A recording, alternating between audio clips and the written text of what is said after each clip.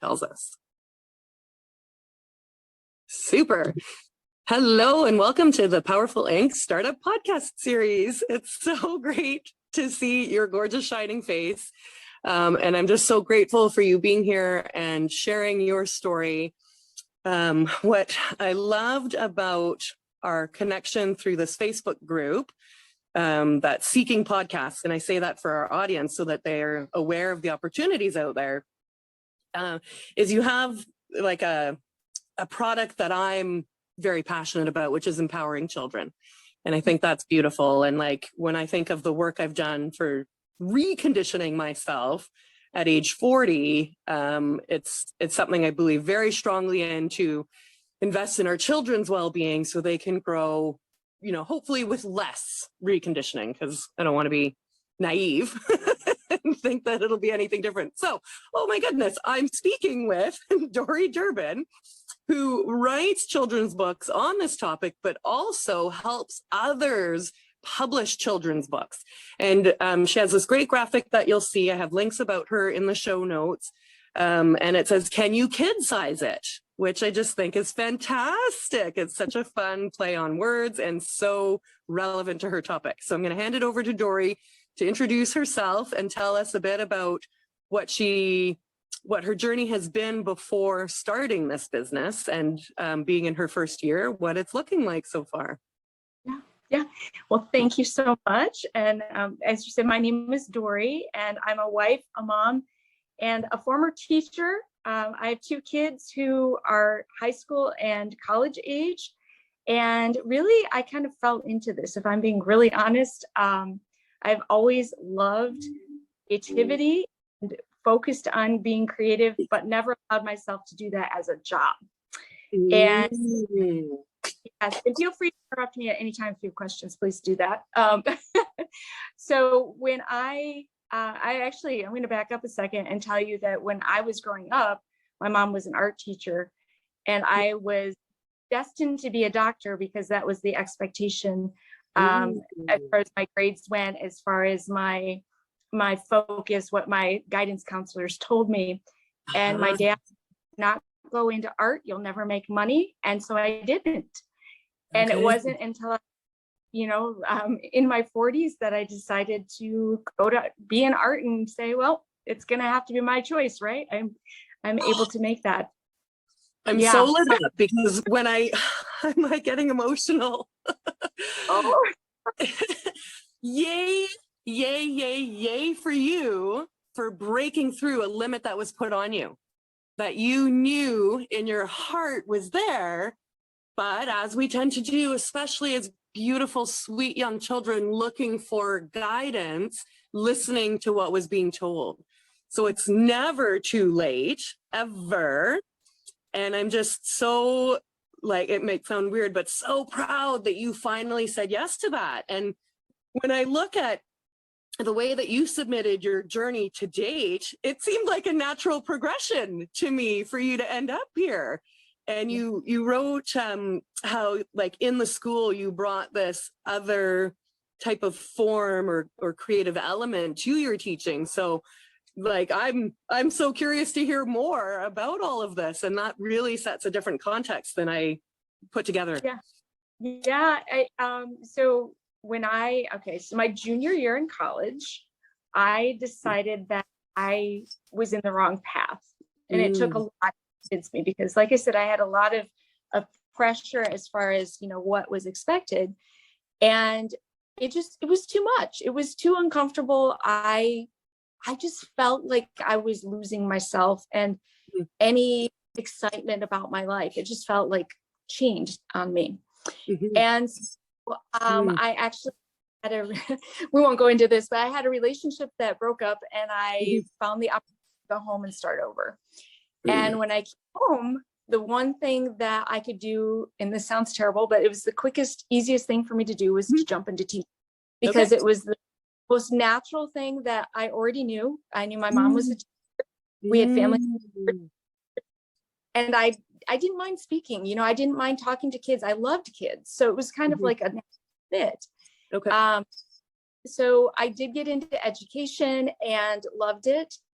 I taught ironically, I ended up, because of the medical background, I have a science minor and an English major, which is really an odd combination. And so they would straddle me between the two classes. And I said, well, if I have two classes, then I'm going to be as creative as I want. And so I would teach, let's say, anatomy, and they would actually write books. They would, write stories about what was going on in that system in order to process it. And I had them do things like plays, and they're saying, this is anatomy. And I said, yeah, but you're getting it. You're the process, you're understanding it beyond just the text. And that was a huge piece for me in my teaching, that I needed to be able for them to not only read something, but to actually emotionally connect with it and to feel what that was, even if it was anatomy. So my husband used to laugh because I would come home with these projects and he'd say, is this anatomy? We learned anatomy. We learned it in a book with pictures. Stuff, but I always had something else. And I felt like, and I'm speaking from my own perspective, but felt like it gave a lot of the kids who couldn't just memorize facts a chance. It gave them a chance to be able to have the material. And like I said, to connect with it at an emotional level. So that has always been a piece of who I am, a piece of what I want to accomplish, is to have people really understand what they're feeling and what they're experiencing in their life. That's really important to me. The other piece is the communication part. So bringing this all back, the reason I got into all of this was I ended up having an illness that really rerouted my ability to do things. And so I can just tell you, I had rheumatoid arthritis as soon as I had my child. Right. And I just was racked with all kinds of physical issues. Wow. And my said, I know you love teaching, but when you teach, you're so stressed because you're trying to do so much. You're trying to get every kid's mind, help every, and he's like, it's so much. Do you think this is part of the issue? And it took me a long time, but finally I said, I think it is. And so feeling kind of like, I was lost. I had this new illness that wasn't going away. I was trying to figure it all out and still be purposeful. Right. And I fell into, you're gonna laugh, I fell into personal training. Oh yeah, because that's right. Yeah, the caring. You're so caring. And then there's the medical background.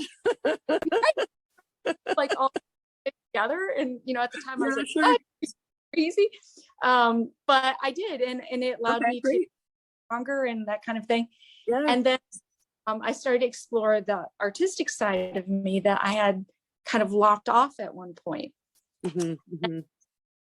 So I took some classes. I took some online things. I didn't tell my family. I just, my immediate family knew, but my mom, my dad, the people that were kind of close to the chest. Yeah, because you didn't want to listen to the peanut gallery. Right. Yes. I didn't want to.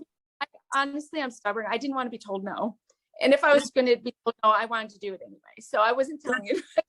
Yeah, of course. And so I took some classes, figured out how to write these kids' books, figured out the right way, started writing. And that's how the whole process started, really. So, yeah. And then you were saying, you made a book, you wrote one. So you have a series, Little Cat series, based on the cats at home. Yes. Well, kind of. So it's really one of which you named after me before you even met me. How do you pronounce your cat's name? Is it Maya? Maya. Mm-hmm. Yep. Same spelling though. Okay. It was Mia, but we changed it because we had a 9. Anyway. Yeah. Okay. So in this Little Cat series, which by the way, huge imposter syndrome in creating, because any create a book, you're worried that it's not going to be good enough, right? And I finally got it out there. I had lots of encouragement from my family and friends. I get it out there. It's about personal space, about being able to talk about what you need or to allow yourself to explore some of that. Yeah. And I get it out, book a schedule to go into classes, to go into schools, start to read, make it through one visit, and COVID hits and everything locks down. Yeah. And I think, whoa, that's not good. Like, this is probably a point where either I decided that I'm going to go ahead and keep going and, Mhm. you know, crazy, or maybe I'm not going to do this, right? Mhm. And so COVID went on long enough that I kept taking classes. I kept writing notes. I kept making, you know, mental notes of actually what my kids were doing. Oh yeah. And like parallels between what my kids were doing when they were Great. older Yep. and animals in my house. And I was like, I can totally use this and make this a cat and dog scenario. This I can do this. So then we Cool. did little cat needs space, little cat feels left out. Mm. And then there was also little cat and dog's birthday bake. So those were over the next 3 years total. And so I would dip into classrooms, able to do some Zooms, talk to kids, get a feel for what they wanted and what they were struggling with besides my own. And so I was able to kind of launch ideas off of that. So now getting to the next piece, I realized that I wanted to do all these things, but I can't do it just all by myself. Like, I needed more people with better ideas than me. I needed those people who were experts in areas of psychology, of really working with kids, and maybe they're leadership people, maybe they're personal development people. They're people who really saw the need for kids to have more information. So I did a summit. The summit was awesome because I learned so much about not only maybe what I did wrong, but what a lot of people struggle with as parents, and about how these experts saw themselves helping the kids. And so it all started to kind of tick together. And I thought, well, why am I trying to do all of it myself? You know, Who did you host? Did you host the summit? I did. Tell us a bit about that, because like as a startup, I was going to throw this interview series out as a summit, and then I shied away. I thought I'll just record them and put them out there. But it must be a lot of work and, you know, marketing and what speaker recruiting and then getting people to attend. So how did those metrics look? Yeah. So I've only done the one, and I had that's enough. 350 attendees throughout. And the way I did it was I scheduled, I think it was 2.5, 3 months, depending on the person, ahead of time. We spent 45 minutes on a Zoom call. I recorded it because, you know, we weren't in person and you just did what you could do. And then essentially, as far as the marketing went, I just started putting it on Facebook and tagging different people, you know, the speakers that were going to be coming, tried to look for groups where I felt like the parents at the time would be interested. I basically made a Facebook page where people could drop in and find out what was going on. And then all of the recordings were emailed. So it was, I wasn't brave enough to do live. I should have done it, but I felt more confident going in and editing and sending the edited version of it. So for sure. That for me, as a growing business, was an amazing experience, not just because of the audience boost, but also because I felt like I was really understanding what people wanted.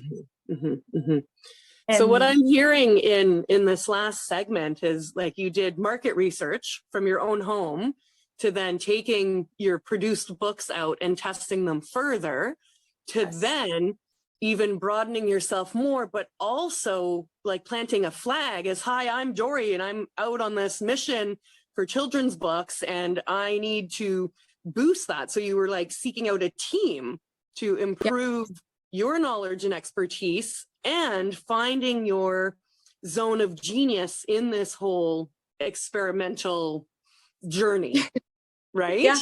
Which is fantastic. And it all just kind of comes naturally, right? But when I look, like I'm systems, I'm super Capricorn brain, like structure, all of this. So, and these are the parts that I think are, you know, the behind the scenes that's helpful. And as a good segue for me to mention, do you think that the summit helped lead to the size of your following on Instagram? And like, you know, how are you maintaining this momentum? I think is the big question. Yeah, my intention was to do another summit, to be honest. Sure.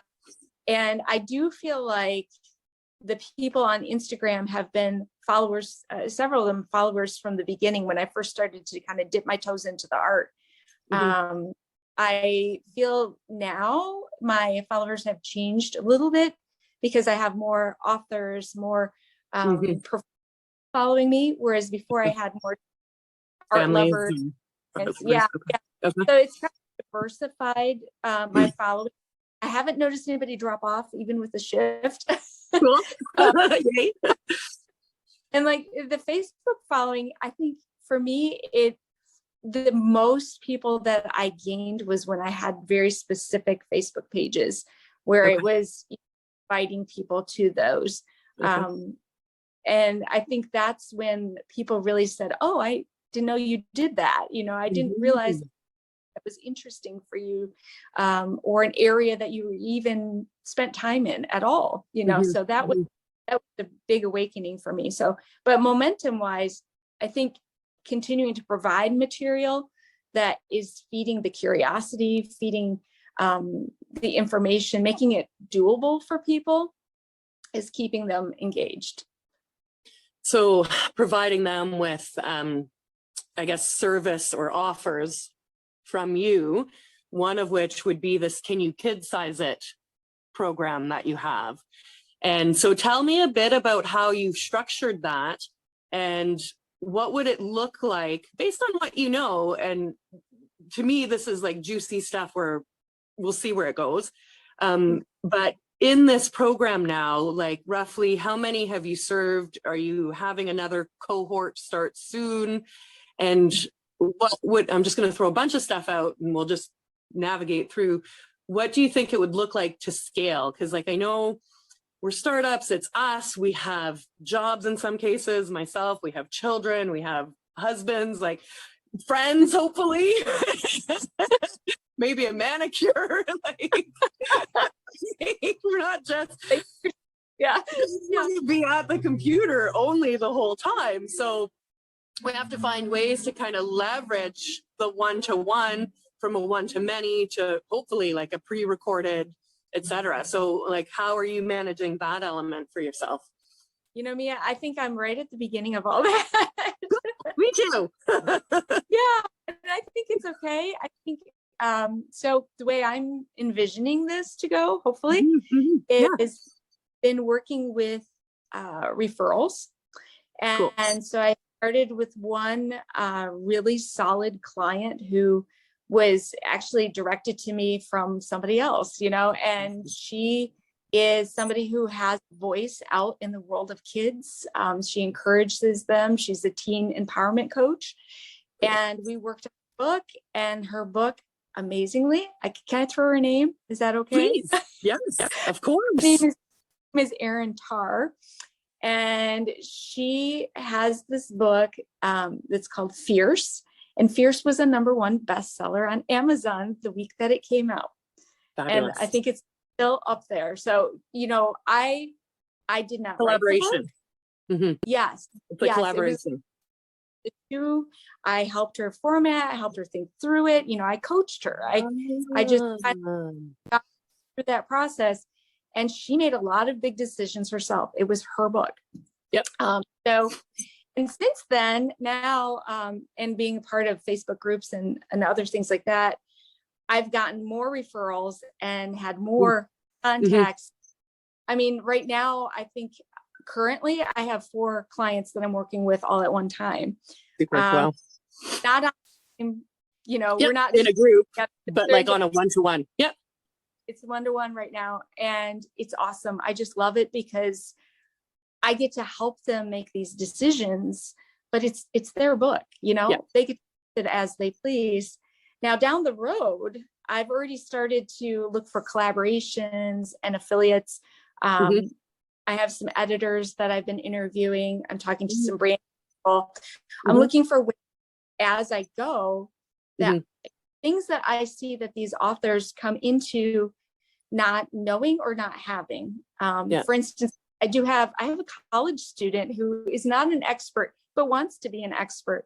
And he doesn't have a brand. And so we're working on, what does your author journey look like? What is it when you get your book out there? What do you want to be? And that's so fun to have people be able to kind of go through that process. And it might change, of course, but you have sort of a plan to start with. And absolutely, so you got to start from somewhere.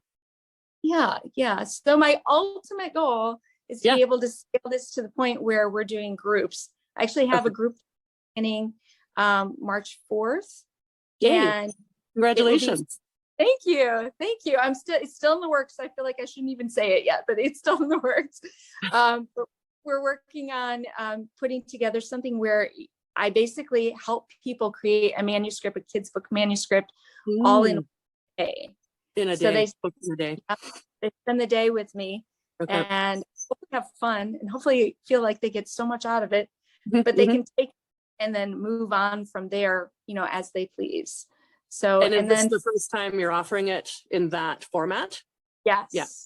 Super cool. What are you doing to prepare yourself for it? Like, do you have an outline, or are you some sort of reference? Like for me, I made notes right before we got together. Like I'm very much that way. And so we all operate differently, but what does that look like for you? Right now I have a PowerPoint that I'm working on. So cool. Notes, I guess. And working, how does this need to come across to someone so that they can feel comfortable to be creative, but also feel empowered to have that time to be in the spot where they don't have to make complete decisions. It's such an in-between. So PowerPoint is my outline. I'm eventually going to do the social media post, all those things after I get the outline done, because I'm actually seeing, as I do this PowerPoint, there's slides where I could just take the information and just put it on the post. Yeah, for sure. That's my focus right now, is focusing on that. And then looking into some of the groups that are more the writers, more of the people who are, of course, your ideal audience for the topic. So I'm doing research that way of just digging into what groups do I need to start posting this in when I'm ready. How do I market this so that people see it? And I'm one of those that likes to be really quiet until I have to. Well, you can hide behind the internet. You know what I'm loving about this, Dori, is in one of my questions to you, you had said that you're not sure that you're marketing the way you think you should. And listening to you talk about all of this, you are leveraging the power of what's already out there. You are researching and finding places that fit, and seeking collaborations. You've put together a summit, which in of itself is a huge accomplishment. So, whatever the should marketing, you're already doing what I see as very higher leverage tactics than just social media posts alone may create, because you're building relationships. And this, I think, is the power and a differentiating factor for online marketing, is to really be a person and really, connect and converse and share value. So taking a slide out of your PowerPoint and putting that up is sharing great value that's going to serve more people than buy, which is fantastic, because that grows your audience, right? So I love how much it feels like it's coming out so naturally for you. And you probably feel like the rest of us were like, oh. When I'm looking at it, I'm like, this is really good. And you're not treating it like a hobby either, right? Like you're really committed. And so do you keep set work hours? Do you have an office? How do you manage being at home with, children, husband, cats, everything like that? Like, how do you create some boundaries for yourself and some sanctuary space? Yeah, that's a great question. I do need to go back and say too, I do have a coach, and the coach does make a difference. We do meet once a week, and then as needed for, more, like this launch is a big deal. So I'm spending more time. But as far as like managing my time, there's so many distractions working from home. And I think the biggest ones, always right in the middle of something where I'm just really needing to focus. They're hungry, they need attention. So, but as far as like day to day, my philosophy has always been, when the kids are at work or kids are at school, I'm at work. And my kids are obviously older.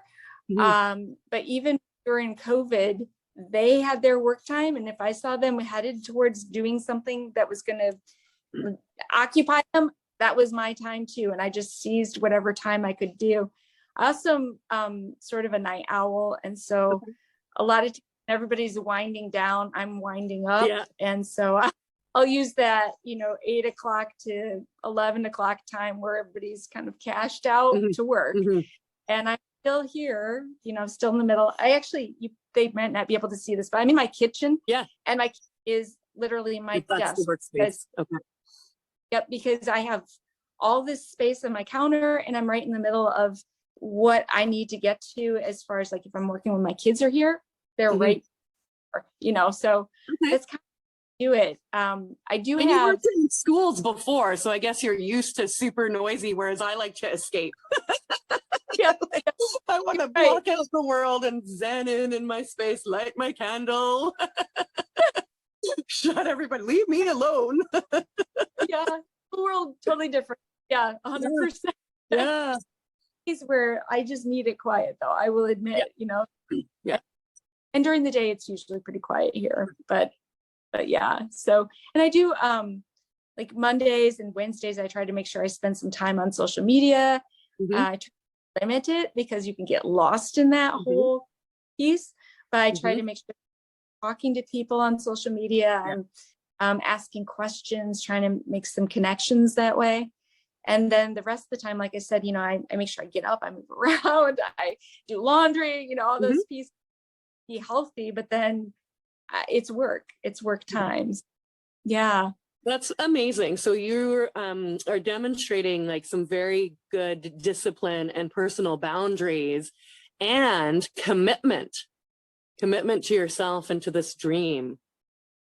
Right. Which is so key, because it can, we had a little tech blip in our first onset, but I think we kind of came back around and talking about how as soon as you flip the switch on this new creation, the universe was like, and like spattering at you with rocks and, rain and this and that. And it's so funny how we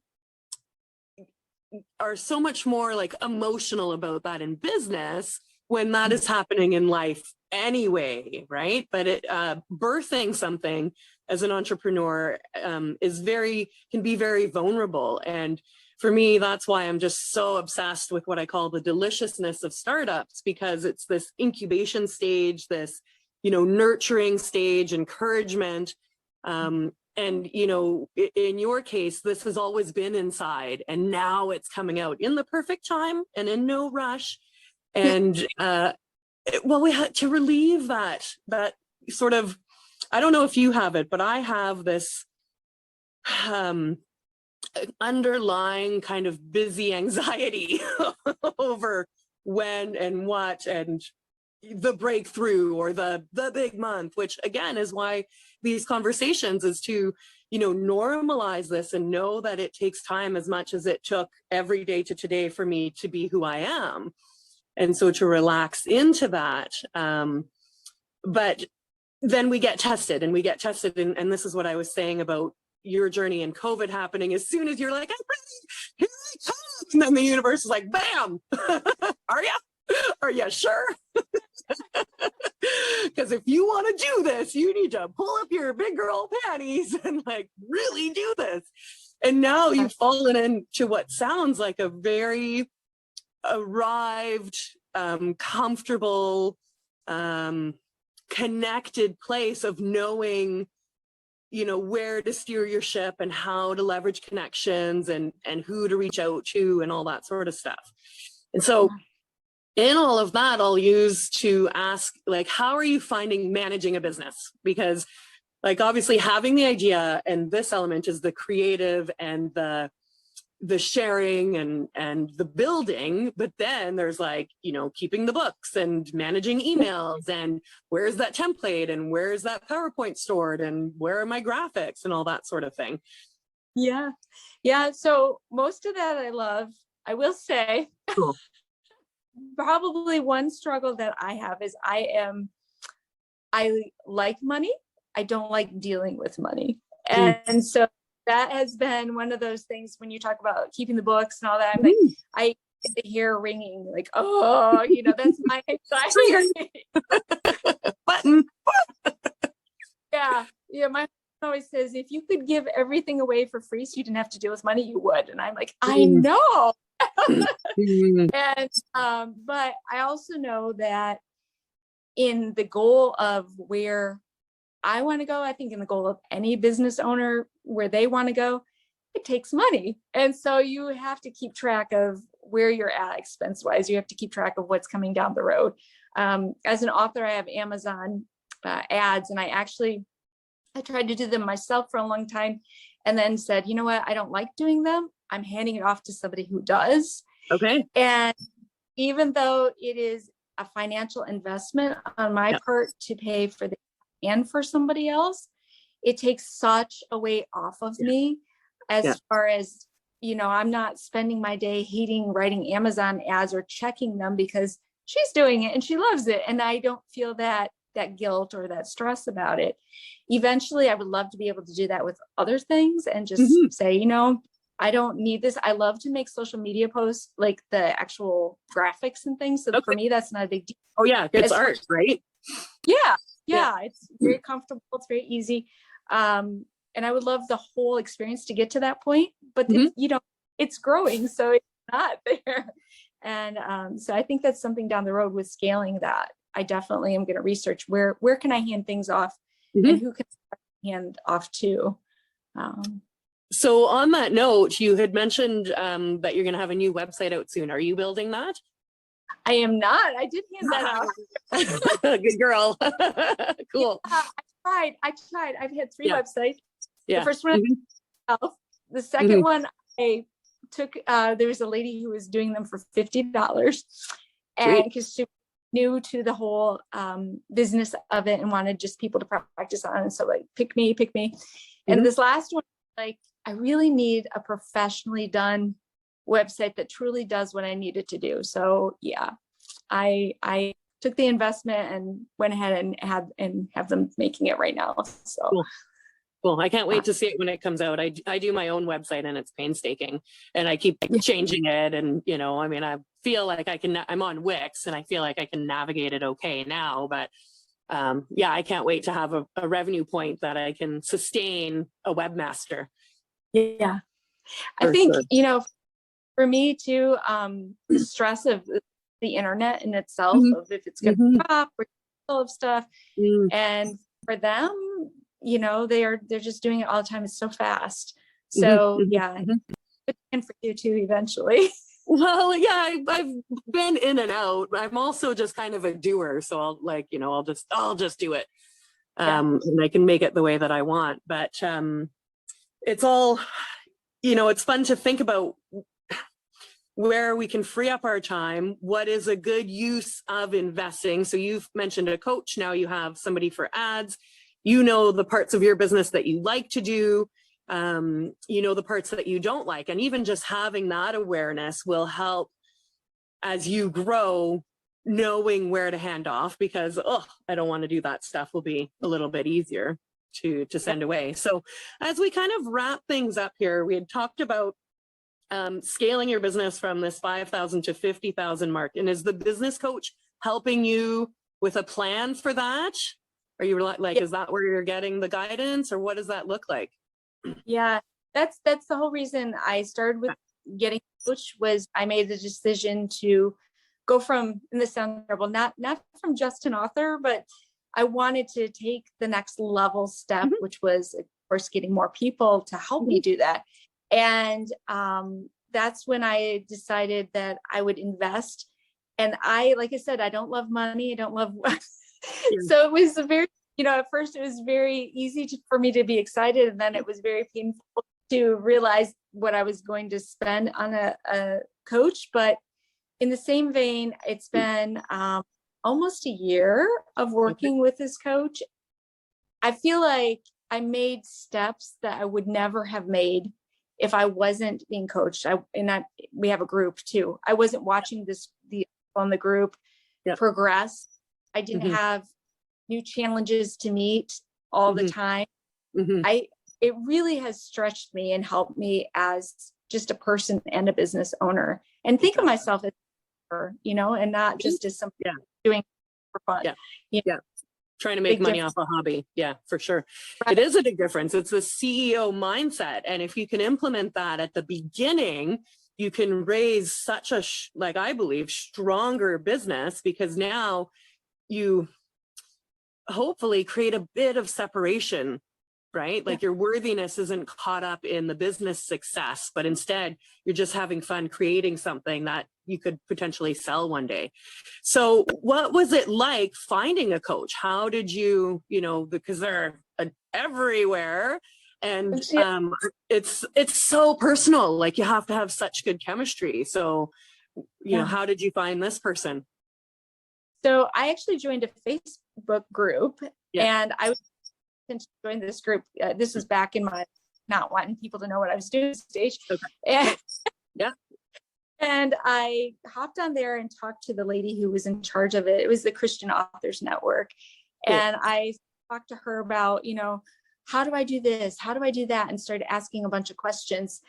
And at the time she offered to coach me, and I said no. And I look back at that and I think, wow, that was crazy, because we got along, there were personalities, and there was just, it wasn't the right time. And so there was a free challenge, basically. It was called the One Client Away Challenge. And I toyed with the idea, and I thought, well, I can do this. It's 5 days. Nobody's going to know I'm there. I'll probably get a lot out of it, and then I can just use that. Well, as I got into it, I realized how much more there was, how much more opportunity for growth there was with having a coach. And then I really did research the coach. I listened to all the podcasts I could listen to. I watched all of the interviews. I got on Facebook, saw what they posted, got back to Instagram, because people have different things sometimes on Instagram, and really decided whether or not this was a step I wanted to take. And then eventually booked a call and just talked. And I didn't say yes right away. Honestly, I'm very hesitant to jump on big decisions like that at first. I have to really research. And so, long story short, I called a second time and said, you know what? I need to do this. I'm going to do it. And so it's been a great fit. I feel like his name is Sean Quintero. For him, his personality is what I need to keep me going, even when things don't go well. And 100%. He's somebody, gold. Gold. And we're like up here thinking about the next idea. He's very spinning out. And that's what I need to follow in order to progress my business. So it just took time and patience on my part to make sure I felt comfortable. Well, you're growing, right? So like on day one of, I'm going to start a business with children's books and helping people write children's books, I'll just make up a number, $15,000 on a coach on the first day. And from the kitchen table, that just seems crazy. You have to get to that point. You're not opening a store where you do have a lot of upfront costs, right, in the brick and mortar world. So that, when you make that decision, you make another level of commitment to yourself and to what you're doing, and in like how serious you are about what you want to do. Now, it's not that you need a coach. Some people are born, with the abilities and things like that. Not everybody needs a coach, but it's another anchoring in, another milestone to be very proud of and celebrate, and to understand, athletes get to Olympic gold medal with coaches, and those coaches change over time. So you'll know when the right time is to bring one in and to find the right one. And I love how you took your time before saying yes. Like, you got to date and you got to test the chemistry and see the compatibility, and also like their values and how they handle things and the kind of people that attract them, because being in a community is another key to survival, so that when you're having those down days, you can go in and feel supported and not isolated from it at all. I agree 100%. And back to your reference with the coach, like a track coach, Yeah. I think that part of what opened my mind was, doing the fitness world, knowing what it's like to work with people one-on-one, seeing the progress, and it just accelerates things. It gives you a different kind of confidence. You don't gets have you out one. of your own way a little bit, opens up your blind spots, and like, hopefully they know what they're doing and they've made money, right, and like have some credibility behind them Yeah. that you can trust. Super. I guarantee. Yeah. So yeah. Oh, Dori, this has been so wonderful. I just love your energy, and again, like, it just seems so natural what's coming out of you, and whether that's as a result of the coach. I mean, you own your own embodiment. This is all, good work on you, and I can't wait to get this out there and, share you with my audience, and give you an opportunity to share this with yours, and take a look at your new website. And then for people that are listening and are interested in authoring books, you do have a freebie for that that'll post in the show notes, and we can follow you. Where are you more active? Like, are you on Instagram? Do you have an email list? Where do you want to be followed? I'm on Instagram every day. So if you want to see what I do that day, go to Instagram. And then Facebook is another spot where I'm definitely every day. So you have an email list, which you're welcome to join. I think, I'll give you the link if I didn't. Yeah. And we'll post it. That sounds great. Super. Yeah, easy peasy. I don't know. This is what people say at the end of the interviews, right? It's like, where do we follow you? We'll put it in the show notes. And I say that comically. It's like, I think it's fun. So, but yeah, we'll make sure this is for Dori to share herself with you. And so we want you to be able to connect, because for me, that's another part that comes so naturally, is like being able to put people together. And when I leverage my reach in the online and physical space, we all benefit, right? And you had spoken to the power of collaborations giving you a boost, and the more we work together, the more we can all have. So that's what this is all about. So thank you so much for your time. It is so lovely to meet you. I also tend to say at the end of these, I'd love to follow up in about a year's time and see where things went. And I'm sure you and I will stay friends online and follow each other. But it's just been a real treat. I'm so grateful for your time and your vulnerability with me today. Thank you for inviting me and offering this to other people. I really appreciate that. So thank you. Super. Well, you're so welcome, Dori. We'll be in touch, and have a great rest of your day. Thank you. Bye. Bye-bye. Are we really hanging up? You don't have to.